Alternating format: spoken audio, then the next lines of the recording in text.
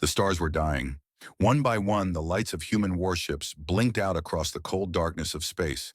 Commander Kang Tae-ho stood on the bridge of the battleship Iron Will, watching his fleet burn. "Commander, we have lost the sunrise in the Hope's End," said Yunhana, his second in command. Her voice was calm, but Tae-ho could see the pain in her eyes.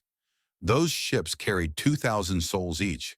Now they were nothing but fire and metal drifting in the void. The Noctari had come without warning. Their shadow fleet appeared near Jupiter 3 days ago. Black ships, shaped like massive daggers, blocking out the stars themselves. The human government tried to talk. They sent diplomats. They sent messages of peace. The Noctari sent back the diplomats' heads. "How many ships do we have left?" Tae-ho asked. 47, sir. Down from 300. Tae-ho closed his eyes for a moment. 300 ships, the pride of Earth, built over 50 years of space exploration, gone in 3 days.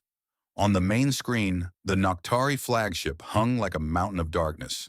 It was larger than anything humans had ever built, larger than some moons, and from its belly, smaller ships poured out like insects, each one still bigger than any human vessel.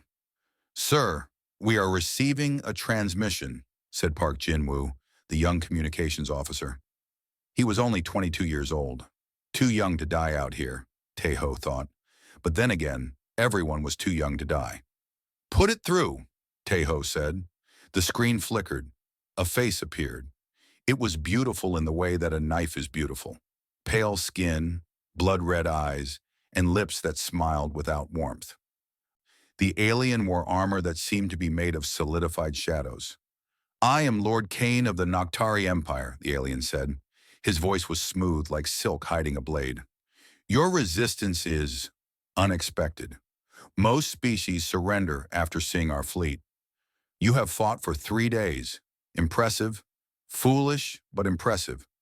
"What do you want?" Tae-ho asked. "The same thing we always want. Submission. Your planet. Your people. Your blood." Kane tilted his head, studying Tae-ho like a scientist studying an insect. "Surrender now and some of your people will live. They will serve the queen. They will be slaves, yes, but they will breathe. Continue fighting and we will drain your world dry. Every man, woman, and child will feed our hunger." Tae-ho looked at the burning ships on his screen. He looked at Hana, at Jin-woo, at the crew who had fought without sleep for 3 days. They were exhausted. They were dying. But in their eyes, he saw something that made his heart swell with pride. They were not afraid. "You want Earth?" Tae-ho said, turning back to the screen. "Come and take it." Kane's smile faltered for just a moment. Then he laughed, a cold sound that echoed through the bridge. "Very well, human. I was hoping you would say that. It has been centuries since we had worthy prey." The transmission ended. Immediately, the Noctari ships began to move, thousands of them swarming toward the remaining human fleet. "All ships, this is Commander Kang," Tae-ho spoke into the fleet channel. "We cannot win this battle. We all know that. But we can hurt them. We can make them remember Earth. We can make them bleed. For every ship we lose, we take 10 of theirs. For every life they take, we make them pay in blood. Today we show the galaxy what humans are made of. Today we do not kneel." The response came immediately. 47 ships turned toward the enemy. Weapons charged, engines roared. The battle was brutal. Human ships exploded like fireflies caught in a storm, but they did not go quietly. The Iron Will alone destroyed 30 Noctari vessels before its weapons finally failed. Tae-ho watched Jin-woo take a piece of shrapnel to the shoulder and refused to leave his post. He watched Hana drag wounded soldiers to safety while the ship shook around them. They fought for 6 more hours. When it was over, only the Iron Will remained, crippled and drifting. But behind them, the Noctari fleet had lost over 400 ships, a small number compared to their thousands. But more than any species had ever destroyed. The Noctari boarded the Iron Will with weapons ready for a fight. What they found were humans who had no ammunition left, so they fought with knives. When the knives broke, they fought with their hands. Jin-woo killed 3 Noctari soldiers with nothing but a broken pipe before they finally brought him down. When Tae-ho was captured, he had 7 wounds on his body. He was still standing. He was still fighting. It took 12 Noctari to hold him down. Lord Kane walked through the destroyed bridge, stepping over human and Noctari bodies alike. He stopped in front of Tai Ho, who was held on his knees by guards. "Remarkable," Kane said softly. "In 10,000 years, I have never seen a species fight like this. Your ships were smaller, your technology was weaker, and yet you made us bleed." He knelt down to look Taeho in the eyes. "What are you?" Taeho, blood dripping from his mouth, smiled. "We're human." Kane studied him for a long moment. Then he noticed something. One of the wounds on Taeho's arm, a deep cut that should have taken weeks to heal, was already closing.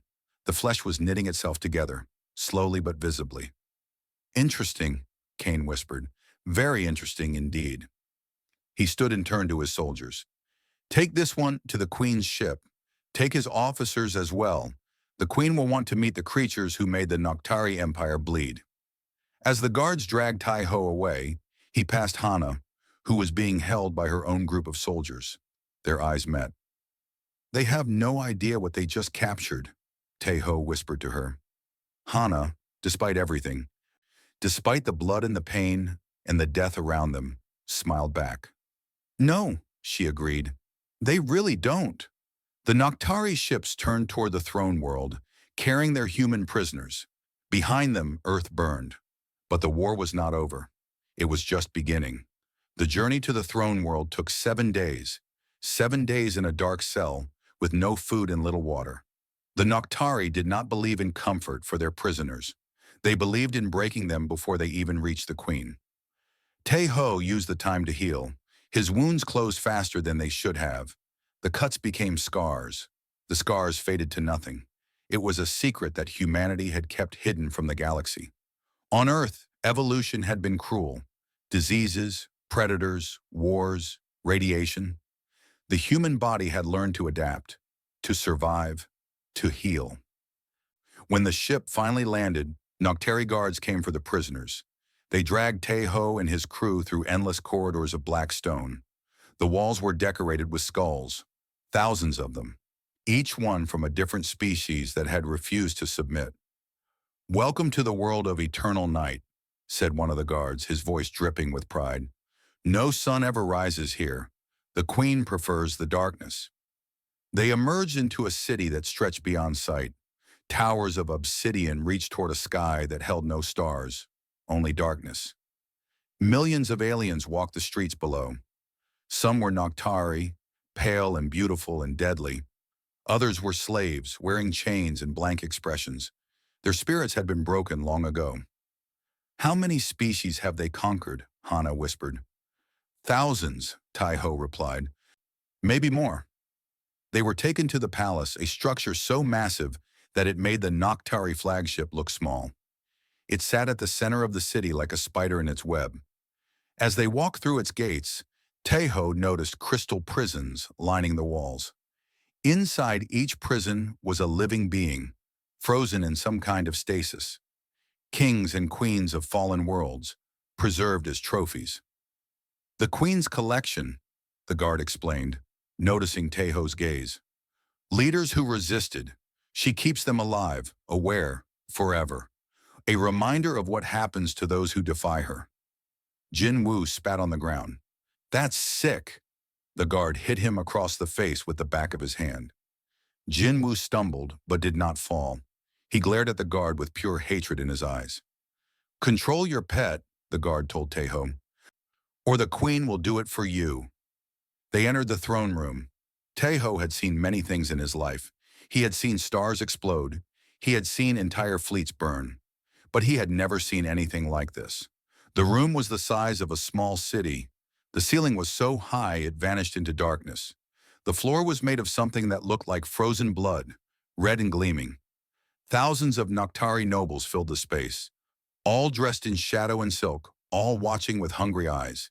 And at the far end, on a throne carved from a single black crystal, sat Queen Velta.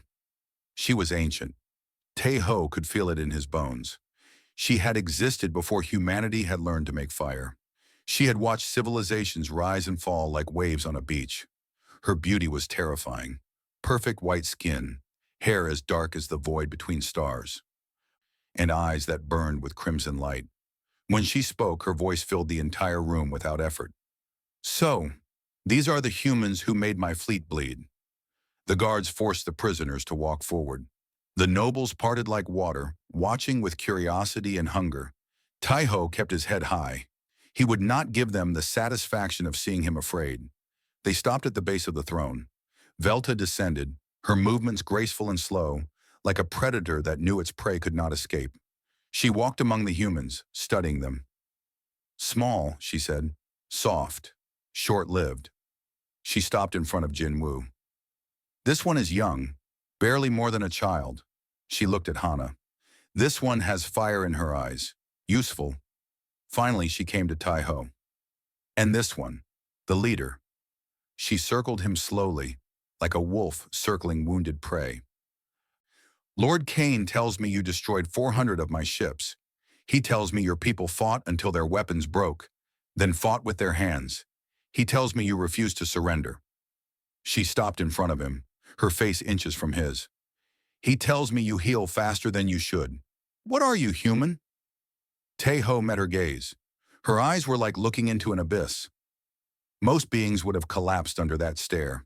Tai-Ho did not even blink. I'm the one who's going to watch your empire burn, he said quietly. The room went silent. The nobles stopped breathing. Even the air seemed to freeze. Velta stared at him for a long moment. Then she laughed. It was a beautiful sound, like breaking glass. 10,000 years, she said, loud enough for all to hear. 10,000 years I have ruled. In that time, 1,000,000 species have stood before this throne. They all knelt. Every single one. Some took longer than others. Some needed encouragement. But in the end, they all knelt. She raised her hand. Power gathered around her fingers, red and black and terrible. So I will give you the same choice I have given to all the others, human. The same choice your species will face. She pointed at the ground before her. Kneel or perish. The power around her hand intensified. The nobles leaned forward, eager to watch another species break. This was their entertainment, their pleasure, watching the defiant learn their place. Tai-Ho looked at the ground. He looked at the queen. He looked at the thousands of hungry eyes watching him. And then he smiled. It was not a smile of fear or desperation. It was the smile of a man who had already made his choice long ago. The smile of a man who had watched his fleet burn and his people die and still refused to break. Make me, he said. The silence that followed was absolute. No one moved, no one breathed. In 10,000 years, no one had ever spoken those words. Velta's composure cracked, just for a moment, just for a single heartbeat. But Tai-Ho saw it. He saw the surprise, the confusion, and underneath it, something she had not felt in millennia. Fear. Take him to the bleeding chambers, she commanded, her voice harder now, colder. Break him. I want him on his knees within a week. As the guards dragged him away, Tai-Ho laughed. The sound echoed through the throne room, bouncing off the walls, filling the space. A week? He called back to the queen. I'll give you a year, Your Majesty, and I still won't kneel. The doors closed behind him, but his laughter remained, haunting the throne room like a ghost. And for the first time in 10,000 years, the vampire queen wondered if she had finally found something she could not break. Deep beneath the palace, where no light had ever reached, the bleeding chambers waited. They had existed for as long as the Noctari Empire itself. Millions of beings had entered those dark halls. None had left unchanged. The Noctari had perfected the art of breaking spirits. They had 10,000 years to study pain in all its forms, physical, mental, spiritual. They knew how to make a soul scream. Tai-Ho learned all of this in his first hour. The chamber was cold and wet. Water dripped from somewhere in the darkness. The walls were made of something that absorbed sound. So the screams of other prisoners became nothing but distant whispers. Chains held Tai-Ho to a metal frame in the center of the room. The torturer was an ancient Noctari named Vosk. He was not beautiful like the nobles above. His face was scarred, twisted by centuries of exposure to dark energy. But his hands were steady, and his eyes held the patience of a predator who knew his prey had nowhere to go. The queen wants you broken within a week. Vosk said, laying out his tools on a table. Blades, needles, devices that glowed with sick purple light. I told her it was impossible. Your species is unknown to us. I need time to learn how you work. Take all the time you need, Tejo replied. His voice was steady, calm. I'm not going anywhere. Vosk smiled. It was not a pleasant expression. I admire your courage, human. I have broken thousands. They all start brave. They all end the same way. Begging, weeping, crawling. He picked up a blade that seemed to be made of frozen shadow. Let us begin. The first day was physical pain, cuts that went deep, burns that reached bone. Vosk was an artist, keeping Tejo conscious through it all, never allowing the mercy of unconsciousness. But when the session ended, something strange happened. As Vosk watched, the wounds began to close. Slowly at first, then faster. The burns healed. The cuts sealed. Within hours, Tejo's body was whole again. Vosk's eyes widened. In all his centuries, he had never seen anything like it. What are you? He whispered. Tejo, exhausted and covered in his own dried blood, managed a weak smile. I'm human. We don't die easily. The second week brought psychic torture.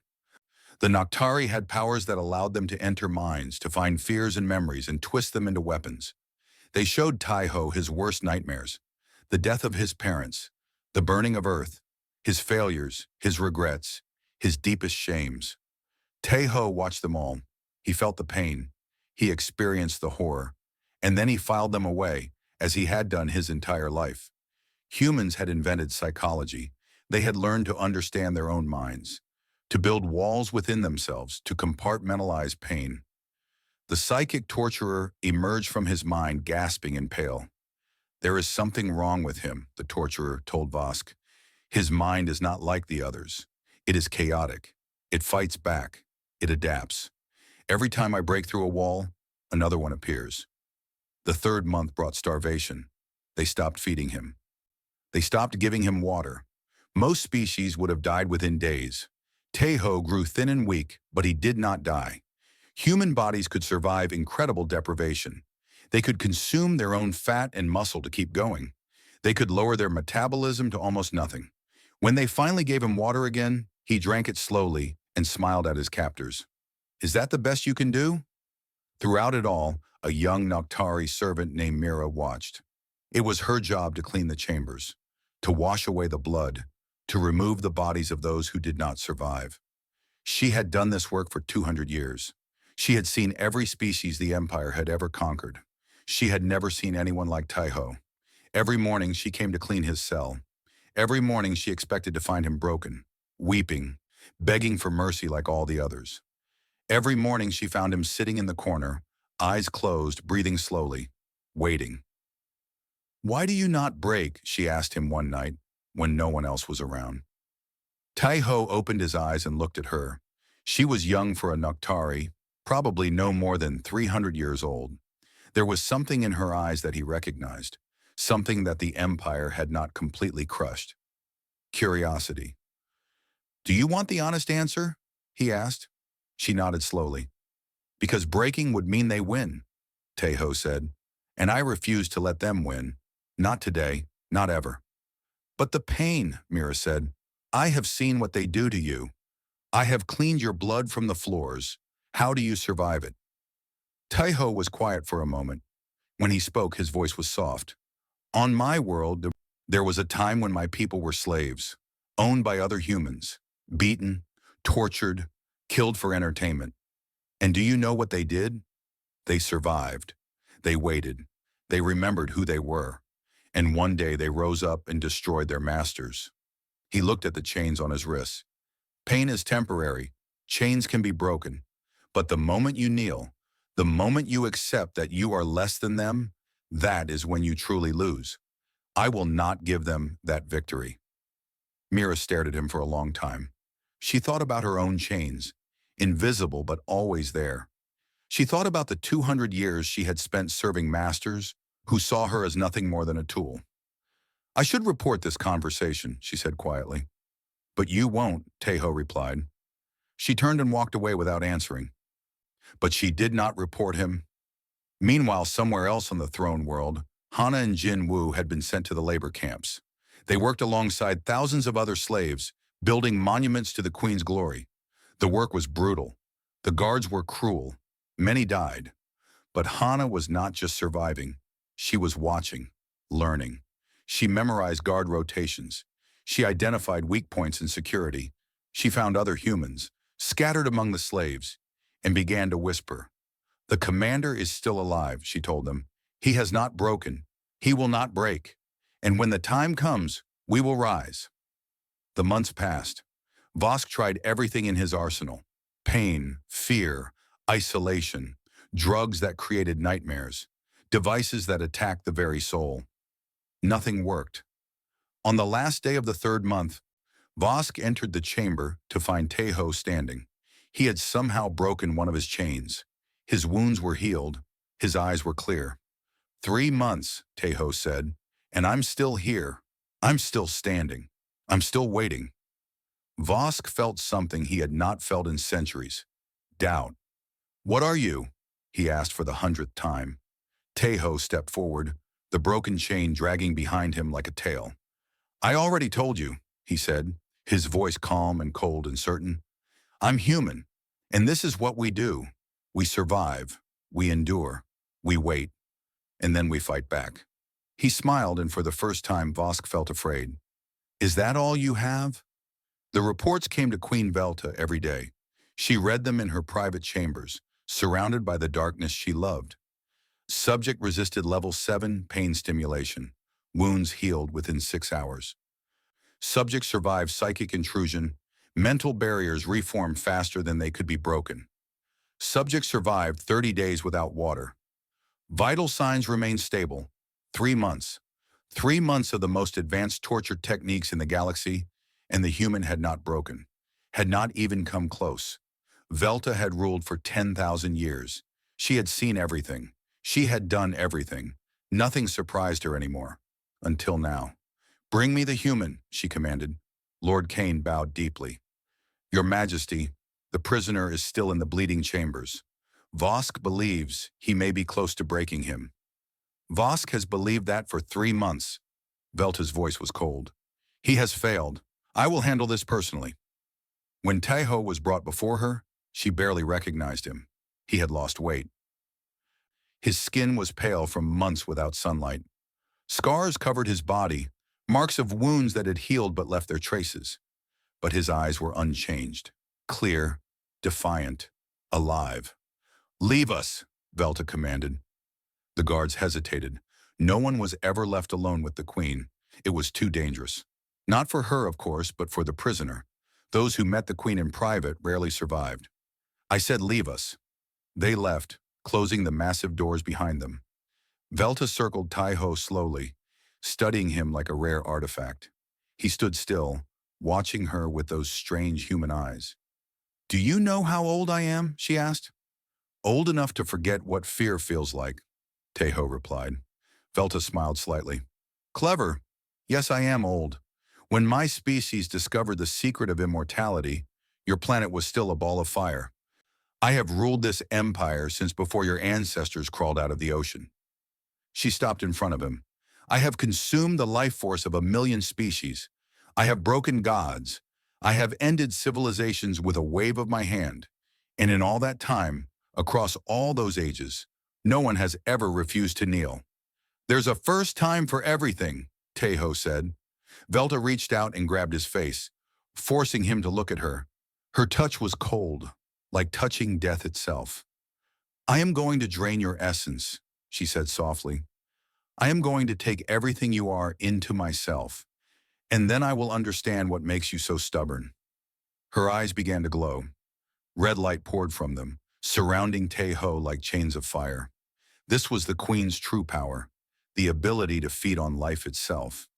She had drained entire planets this way. Billions of souls consumed in moments. She began to pull at his essence. And then she screamed. Velta threw herself backward, clutching her hand as if it had been burned. Her eyes were wide with shock and pain.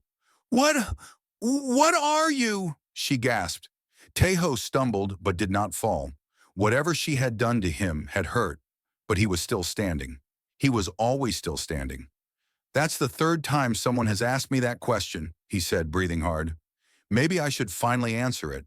He straightened, looking the queen in the eyes. "Your empire has conquered 1,000 species. All of them evolved on peaceful worlds. Worlds with stable climates, single suns, gentle gravity. They evolved to cooperate, to live in harmony with their environments." Tai-Ho stepped forward. Velta, for the first time in millennia, stepped back. "We didn't. Earth is a death world. Everything on our planet tries to kill everything else. Our sun bombards us with radiation. Our moon creates massive tides. Our weather systems spawn storms that can level cities. Our animals hunt each other without mercy. Our plants produce poisons. Our bacteria evolve to destroy us." Another step forward, another step back. "We are the survivors of 4 billion years of constant warfare. Every generation, the weak died and the strong survived. We evolved to heal from wounds that would kill any other species. Our minds learned to resist pain that would shatter any other consciousness. We became predators, the apex predators of a world designed to kill." Velta hit the wall behind her. She had nowhere else to go. "You call yourselves vampires," Tai-Ho said, his voice low and dangerous. "You feed on life. You think you are predators, but you evolved on a world of eternal night, a world where prey came to you, a world where everything was easy." He smiled. It was not a kind smile. "We evolved in the light and the darkness, in fire and ice, in poison and plague. We are not survivors, Your Majesty. We are the thing that other things evolved to run from. We are the monster under the bed. We are the reason every other species on our planet developed fear." He leaned close to her, so close that his breath touched her face. "You tried to drain my essence. You felt what we really are. It burned you. It hurt you, because human essence is not like the gentle life force of your conquered slaves. It is fire. It is chaos.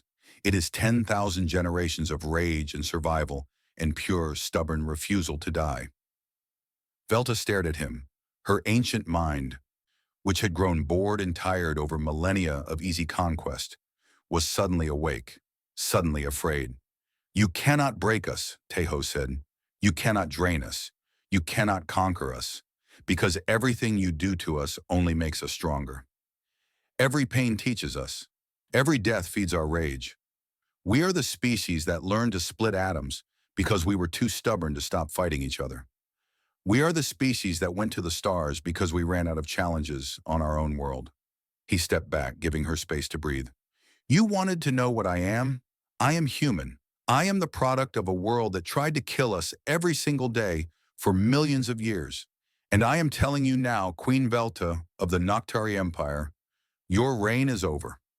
For a long moment, neither of them spoke. The silence was absolute. Then Velta laughed. It was not her usual cold, confident laugh. It was something else, something almost nervous. "You are bluffing," she said. "You are one human. Your fleet is destroyed. Your planet is burned. You are in chains." "For now," Tai-Ho agreed. "But chains can be broken. Fleets can be rebuilt. And humans never stop fighting. Never. You could kill me right now, and it would not matter. Others would rise. They would find a way. They would make you remember us." Velta studied him for a long moment. Then she called for the guards. "Return him to the chambers," she said. But her voice was different now, uncertain. "And bring me the Empire's scientists. I want a complete study of human biology, every cell, every gene, every protein. I want to understand exactly what we are dealing with." As the guards took him away, Tai-Ho looked back at the queen. "See you soon, Your Majesty," he said. And Velta, for the first time in 10,000 years, believed him. 6 months had passed since the fall of Earth. 6 months of slavery, torture, and darkness. But in that darkness, something was growing. Hana had spent every moment preparing. During the day, she worked in the labor camps, building monuments she dreamed of tearing down. During the night, she whispered. The Noctari had made a mistake. They had scattered the human prisoners across the throne world, thinking it would prevent them from organizing. They did not understand humans. They did not understand that humans could organize anywhere, under any conditions. Hana found humans in every camp, engineers who had survived the battle, soldiers who refused to forget their training, scientists who studied their captors with quiet, patient eyes. She connected them through a network of whispers and stolen technology. The Noctari communication devices were not designed for slaves. They were designed for a species that had never faced true resistance. Hana's engineers cracked them in 3 weeks. Now across the throne world, humans were talking, planning, waiting. Jin Wu had become a legend. In the 4th month, a Noctari guard had beaten an elderly human woman for working too slowly. Jin Wu had killed the guard with his bare hands. 3 more guards came for him. He killed them too. It took 20 Noctari soldiers to finally bring him down, and even then, he took 4 more with him. They did not execute him. That would have been too quick. Instead, they threw him in a punishment pit, a deep hole with no light where prisoners were left to go mad. Jin Wu did not go mad. He sat in the darkness and remembered every face, every blow, every insult. He kept a list in his mind, a list of debts to be repaid. When Hana finally got a message to him, smuggled through the underground network, it was simple. Hold on. The commander is alive. The storm is coming. Jin Wu smiled in the darkness. It was the first time he had smiled in months. Meanwhile, Mira had made her choice. She was no longer just cleaning the bleeding chambers. She was watching, listening, learning. The Noctari did not notice her. Servants were invisible to them, less than furniture. They spoke freely in front of her, discussed security protocols, mentioned patrol schedules. Mira remembered everything. She began visiting Tai Ho more often. At first, she told herself it was just curiosity. She wanted to understand this strange creature who refused to break, but over time she realized it was something more. Hope.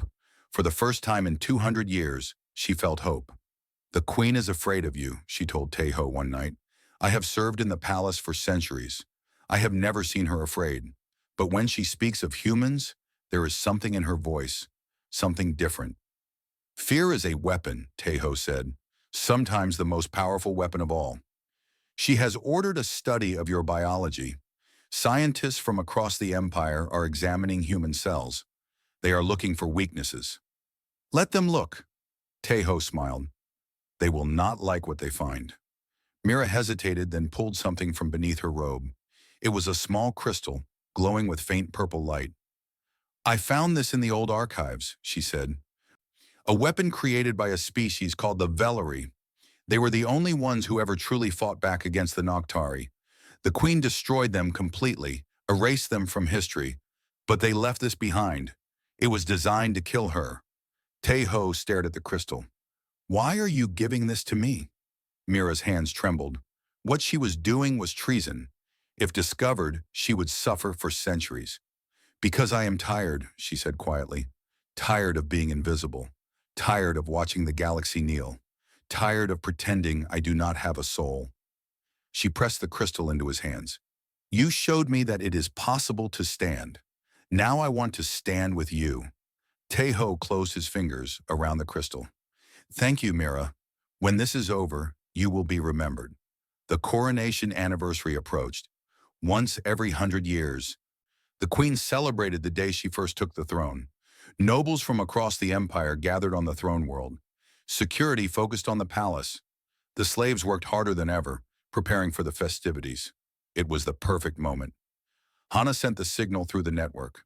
3 words transmitted across the planet in stolen code. The sun rises. Across the throne world, humans moved. In the labor camps, workers suddenly stopped building and started destroying. Gates were torn down. Guards were overwhelmed by sheer numbers.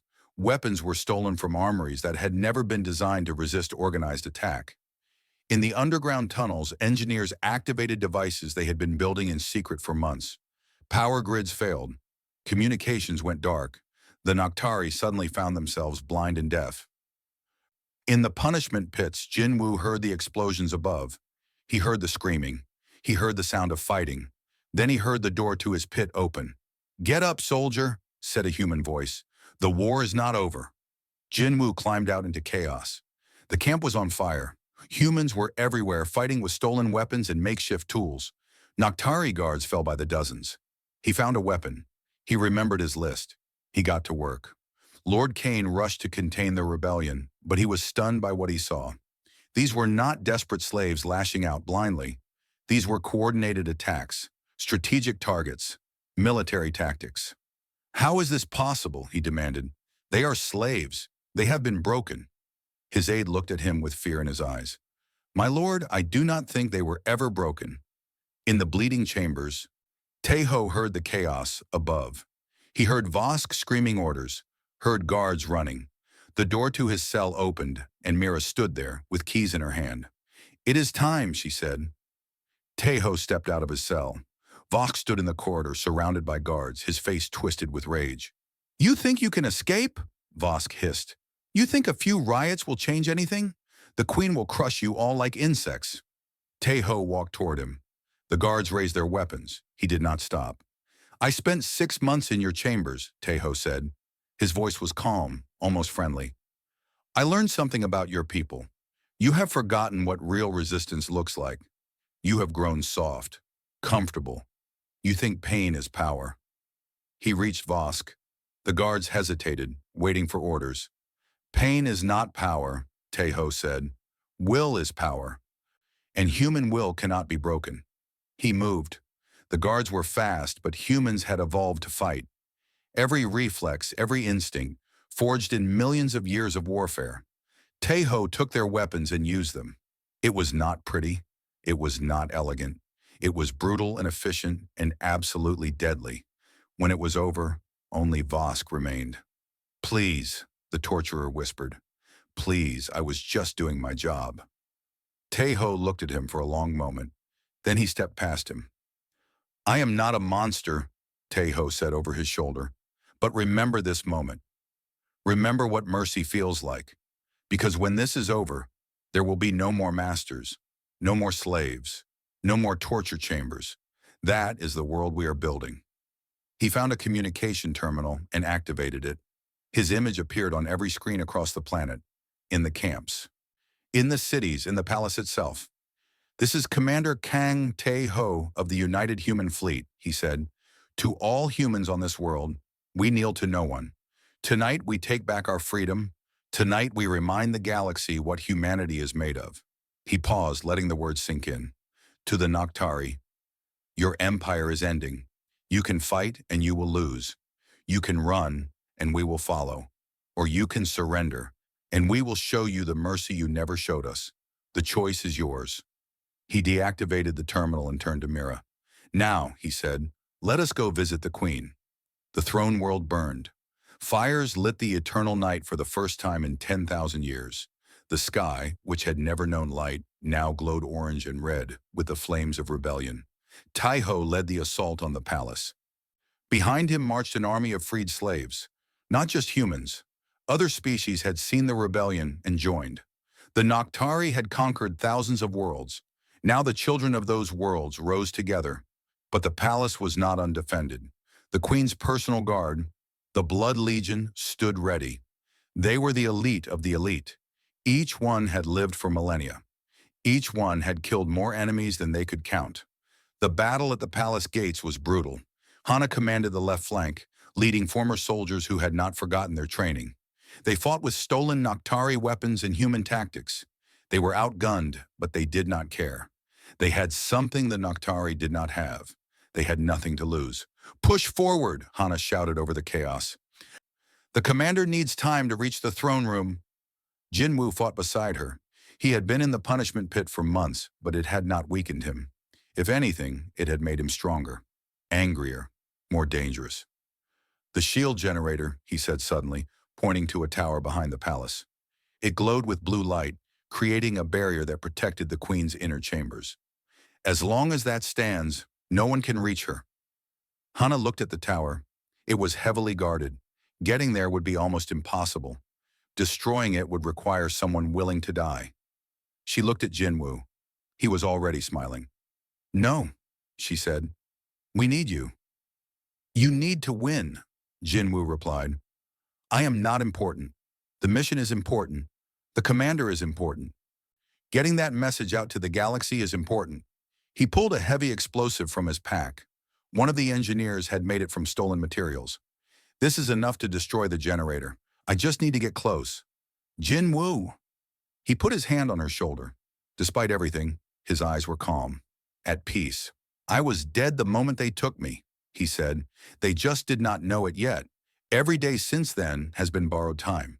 Let me use it for something that matters. Hana felt tears on her face. She had not cried since Earth fell. She had not allowed herself to feel anything except anger and determination. But now, looking at this young soldier who was willing to give everything, she could not hold back. You are the bravest person I have ever known, she said. Jinwoo smiled. Tell the commander I did not kneel. Not ever. He ran toward the tower. The Noctari guards saw him coming. They fired at him with energy weapons. One shot hit his leg. Another hit his arm. He kept running. He had always been fast, even as a child. Now he was faster than he had ever been. Pain meant nothing. Death meant nothing. Only the mission mattered. He reached the base of the tower. Guards surrounded him. He fought them with one arm, the other clutching the explosive. He was bleeding from a dozen wounds. His vision was starting to fade. But he reached the generator. For Earth, he whispered. For humanity. For everyone who refused to kneel. He activated the explosive. The tower erupted in a pillar of fire that reached the dark sky. The shield around the palace flickered and died. Jin Woo died with it, but he died standing. He died fighting. He died human. Hana saw the explosion. She felt it in her chest like a physical blow.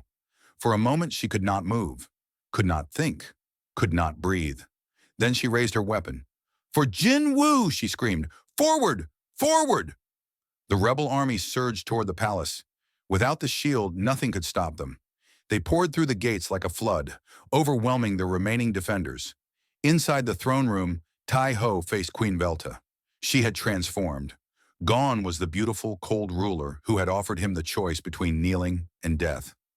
In her place stood something ancient and terrible. Her skin had become shadow. Her eyes burned like dying stars.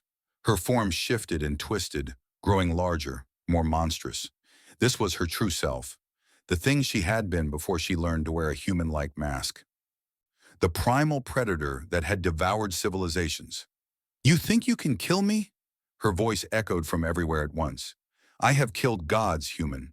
I have drunk the life of worlds. I am eternal. I am forever. She attacked.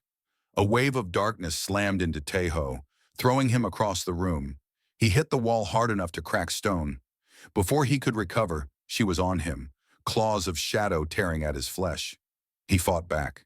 Human reflexes, human strength, human rage. But she was stronger, faster, older than his entire species. She pinned him to the ground, her clawed hand around his throat. You made me feel fear, she hissed. For the first time in millennia, you made me doubt myself. For that alone, I should keep you alive for centuries.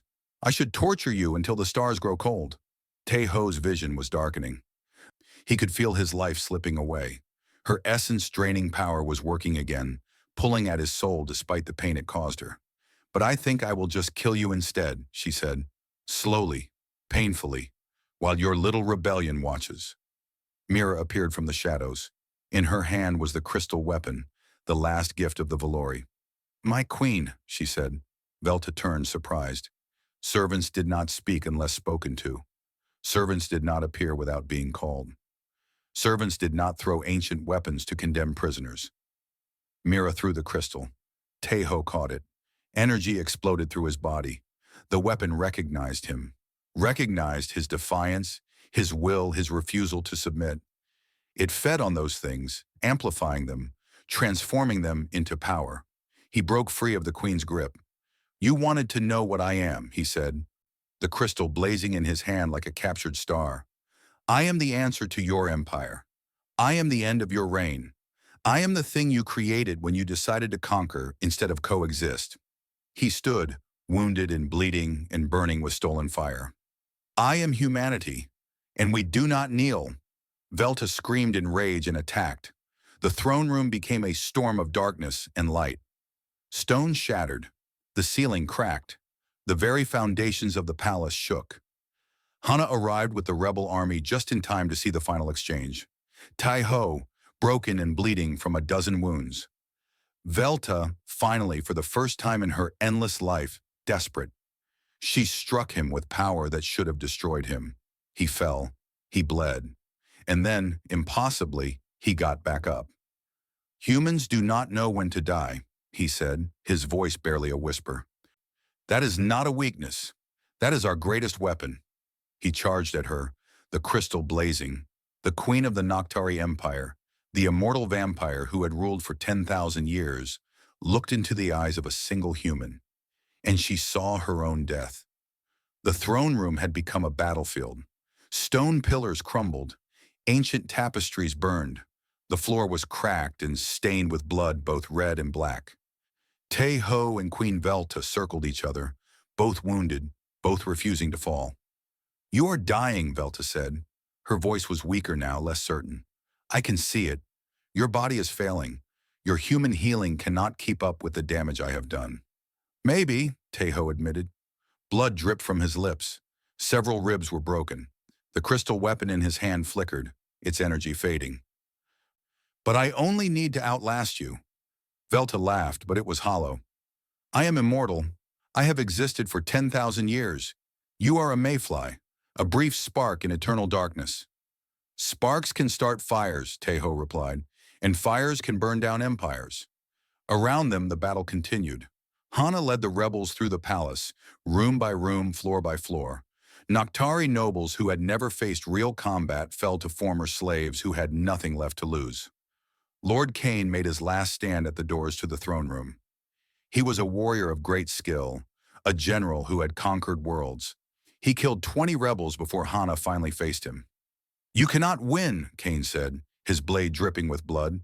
"Even if you kill the queen, the empire will crush you. There are 1,000 worlds under Noctari rule, 1 billion soldiers. You are nothing." "We are not nothing," Hana said. She was tired. She was wounded. She had watched Jinwu die, but her voice was steady. "We are the beginning.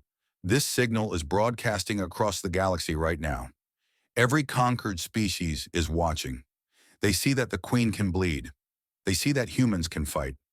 And tomorrow they will rise too." Cain hesitated. For a single moment, doubt flickered in his ancient eyes. Hana killed him before he could recover. In the throne room, Velta unleashed her full power. Darkness erupted from her form, tendrils of shadow that sought to consume everything. The rebels at the doors were thrown back. The walls cracked. Reality itself seemed to bend. "I have devoured civilizations," she screamed. "I have drunk the life of stars. I will not be defeated by insects." She struck Tai-Ho with everything she had. The force of the blow sent him crashing through a stone pillar. He lay in the rubble, unmoving. Velta approached slowly, savoring her victory. "This is how it ends," she said. "This is how it always ends. Defiance is admirable, but it changes nothing. The strong rule.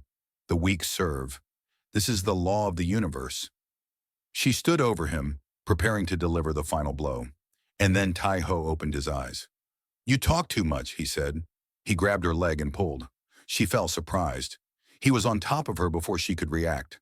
The crystal weapon pressed against her chest. "You asked me a question, back in the bleeding chambers," he said. His voice was calm despite everything, despite the pain, despite the blood, despite the certainty that he would not survive this. "You asked me why I would not break." Velta struggled, but his grip was iron. Human strength evolved over millions of years for exactly this purpose, for holding on, for not letting go. "The answer is simple," he continued. "Humans break all the time. We break constantly. Our lives are short and hard and full of suffering. We lose, we fail, we fall." He pressed the crystal deeper. Light began to spread from the point of contact, burning into her shadow flesh. "But we get back up, every time. No matter how many times we fall, we stand again. That is what we are. Not unbreakable, just unwilling to stay broken." Velta looked at him. For the first time, he saw something in her eyes that was not rage or hunger or fear. It was respect. "What are you?" she asked one final time. Tai-Ho smiled. We are the ones who say no. He drove the crystal into her heart. The scream that erupted from Velta shook the planet. It echoed across the throne world, across the empire, across the galaxy. 10,000 years of conquest, 10,000 years of terror, all of it ending in a single moment. Light exploded from her form. The darkness that made up her true body began to disintegrate, burning away like shadows at dawn. She reached for Taeho, her clawed hand passing through him without touching. "This changes nothing," she gasped. "Another will rise. The empire will continue. You cannot—" "Maybe," Taeho said, "but you will not see it, and neither will anyone who tries to make us kneel again." Queen Velta, the immortal vampire who had ruled half the galaxy, looked at the human who had destroyed her. In her final moment, she understood. She understood why her empire was doomed, why every empire that tried to conquer humanity would be doomed. It was not human strength. It was not human technology. It was not even human stubbornness. It was human hope. The irrational, impossible, unshakable belief that tomorrow could be better than today, that chains could be broken, that tyrants could be defeated, that no matter how dark the night, the sun would rise again. Velta had been ancient when humanity was young, but she had never understood hope. She died without ever learning. The light faded. Where the queen had stood, there was nothing but ash. Taiho fell to his knees. The crystal weapon had burned out, its purpose fulfilled. His wounds were finally catching up with him. Blood pooled beneath him. Hana found him there, kneeling in the ruins of the throne room, surrounded by the ashes of an empire. "Taeho," she said, rushing to his side. "Hold on. We have medics. We can save you." He looked at her and smiled. It was a gentle smile, a peaceful smile. "We won," he said. "We won," she agreed, tears streaming down her face. "Jin Woo, he gave us the opening. He wanted you to know. He did not kneel." "I know." Taeho closed his eyes. "None of us did. He did not die. Human bodies are hard to kill." The medics worked through the night, and somehow, against all odds, Kang Tae-ho survived. 1 year later, he stood before the United Human Council on a rebuilt Earth. The planet was scarred but alive. Humans had returned, had begun to rebuild. And across the galaxy, the fires of rebellion still burned. The Noctari Empire was fracturing. Species that had been enslaved for millennia had seen the footage of humans defeating the immortal queen. They had heard Tai-Ho's words. They had learned a new phrase spoken in 100 different languages. "We do not kneel." "They want you to lead," said Hana, standing beside him. "The rebellion, the reconstruction, all of it. They want a symbol." Tai-Ho looked at the stars beyond the window. He thought about Jin Woo, who had died so that others could live. He thought about Mira, now helping freed Noctari servants find their own path. He thought about all the humans who had fought and died and refused to break. "We did not fight for an empire," he said finally. "We fought because someone told us to kneel." He turned to face the council, men and women who had survived the worst their galaxy could throw at them, scarred, tired, but unbroken. "I will help," Taeho said. "I will fight, but not for power, not for conquest, not to build another empire on the ashes of the old." He looked at the stars again. "We will fight to make sure that no one, human or otherwise, ever has to kneel again. We will free the galaxy not to rule it, but because freedom is what we believe in.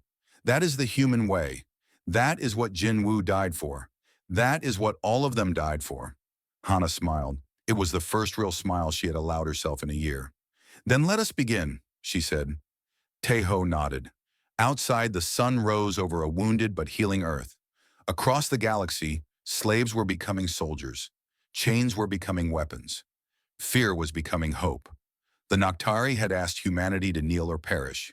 Humanity had chosen a third option. They had chosen to stand. And they would stand forever.